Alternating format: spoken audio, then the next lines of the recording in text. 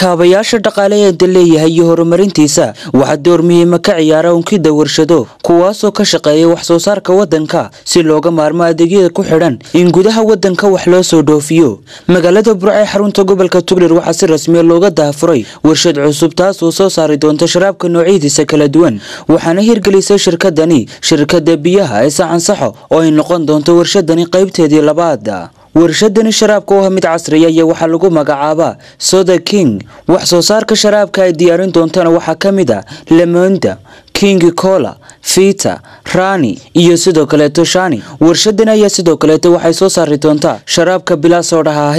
xaflad ballaaran oo lagu daahfurayay warshadani oo ka qabsoontay xarunta warshadaas ayaa waxa ka soo qayb galay mas'uuliyiin waxgarad haween ganacsato iyo bulshada qaybaheeda kala duwan waxaana ugu horintii faahfaahin ka bixiyay shirkadani iyo adeegyadeeda gudoomiyaha guud ee shirkadda Saxansaxo Axmed Xuseen Jaamac Sudani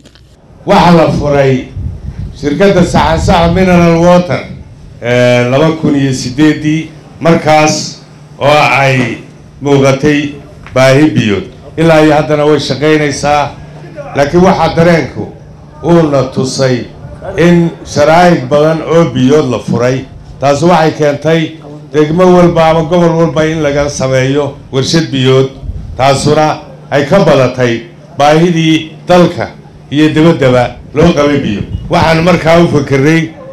shirkaddan sharaabka waxay nagu qaadatay maanta aynu furayno ilaa maalintii la bilaabay sanad iyo badh ayay soconaysay shaqada shirkaddani waa shirkad la wada leeyahay oo dhammaanteed saamilaydeedu 6 gobolba ay ka kooban yihiin waxay ka koobnaanaysaa warshaddan cusub ee sharaabku 2 qaybood qaybi waxa weeye qaybta sooraha qaybta sooruhu waxa ay ka kooban tahay 5 nooc waxa imika dhawaan oo soo baxaya sharaabkii aan sooraha lahayn ku soo dhawaada warshaddan cusub aynu furayno oo Saxansaxo hoos timaado geesta kale munaasabadaasi waxa hadallo kala duwan oo bogaadin iyo sidoo kale ducaa ka soo jeeday xubno kamid ah culimada diinta gobolka Togdheer waxgarad siyaasiyiin dhalinyaro ganacsato iyo bulshada qaybaheeda kala duwan waxaanay ku bogaadiyeen shirkadda Saxansaxo furitaanka qaybtan labaad ee sharaabka waa soo dhaweynayaa waxa la wixii wanaagsan ummadda wuxuu tagaya oo horumarkeeda iyo nafcigooda oo waxa laga sheegay hadeer oo dhammeeyay kulligooda waxa macquula shirkadda Saxansaxo oo maanta ay noo daafurtay qaybtii labaad ee warshadda sharaabka Soda King hawshan ama products-kan ay keentay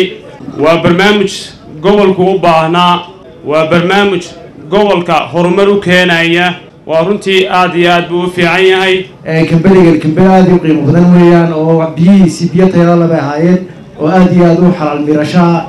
sharaabkana waan rajaynayaa inuu sidaa si qiimo badan noqdo oo noqdii ganacsi ay tisqaada wax walba la soo kordhiyaba oo ummadda anfacaya waa wanaagsan waa soo dhaweynaynaa waxa wixii soo kordhay ee ummadda u taraya shaqaalaha ahaato badeecad ha ahaato waxaan leeyahay aad iyo aad wixii soo kordhay wax kordhinayaba maasha Allah baan leenahay maasha Allah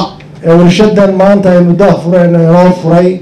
waxa la Allah ha barakeeyo ilaahay waxaan ka baryaynaa inaanay waraabo taag noqon ay noqoto mid lagu reeyo oo lagu nasto oo lagu qaboobo maayir ku-xigeenka degmada Burco xogayaha dawladda hoose iyo sidoo kale mas'uuliyiin kale iyaguna halkaasi ka hadlay ayaa waxay soo dhaweeyeen shirkadani aad iyo aad baanu u soo dhaweynaynaa aad iyo aadna waanu ugu baarigaynaa waxaan runtii sharaabka iyo wixii la mid ah dadku waxaad moodaa inay sida qaalibka jecel yihiin waxa dabadda laga keeno waana waxa had iyo jeer sababa ee sababta koowaad ka ah sixir bararka wadanka ku dhaca laakiin marka halkan wadankii sharaabkii laga sameeyay biyo laga sameeyay alaabtii wax soo saarkii oo dhan wadankeena uu noqdo sixir bararku meesha uu ka baxaya aad iyo aad baan soo dhaweynayaa shirkaddan muwaadiniinta ee dadaashay ee markii horena baahidii koowaad ee biyaha ay keentay maantana baahida horumarineed ee sharaabka ka bilowday keentay aad baan ugu mahadnaqayaa haddaan nahay madaxdii gobolka iyo degmada inaan aragno ama ay hirgasho ganacsatadii reer Somaliland intay isu tageen oo mideeyeen baayac mushtarkoodii iyo ganacsigoodii inay u dooreen inay xarun ka dhigtaan degmadii Burco iyo gobolkii Togdheer runtii farxad bay noo tahay waana uga mahad celinaynaa waana wax runtii dhiirigelin u baahan ka gobol ahaan iyo ka degmo ahaanna waxaanu ballan qaadaynaa ama iyaga ha noqdaan ama baayac mushtari kale oo sidoo kale ha noqdaan waxa la rabo wixii tansiilaad ah ee waajib ay noogu leeyihiin inaanu samayn doono kana caawin doono waana arrin runtii ku dayasho u mudan gabagabadii munaasabadaasi waxaa dalla ka soo jeeday agaasimaha guud ee wasaaradda warshadaha iyo dalxiiska Somaliland waxaana uu tilmaamay muhiimadda ay warshadani u leedahay wax soo saarka waddanka sidoo kale tan shacabka kala duwan ee reer Somaliland waxa ugu baaqay in laga faa'iideysto wax soo saarkan waddanka runtii waxa la marka ugu horeysa Allah idin barakeeyo waynu ducaynayna waxa la Allah ha barakeeyo ha noqdaan kuwii hana qaada way hana qaadeen markii hore waxa lahaayeen shirkad hore u jirtay baa haayeen waxa leenahay qaybtan dambanaha hana qaado ha noqoto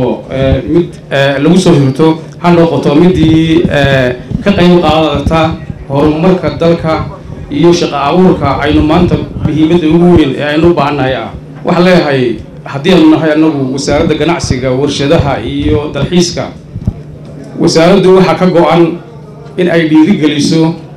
ganacsiga iyo warshadaha iyo dalxiiskaba isku soo wada xooriye warshadan oo soo saari doonta sharaabka qaybihiisa kala duwan ayaa waxay wax weyn ku soo kordhin doontaa horumarka dhaqan dhaqaale ee bulshada guud ahaan Somaliland iyo gobolkan Togdheer waxaana muhiim ah in bulshada qaybaheeda kala duwan ay dhiirigeliso wax soo saarka waddanka wa Khalid Bakayle fogaan aragga xorta Star TV Burco.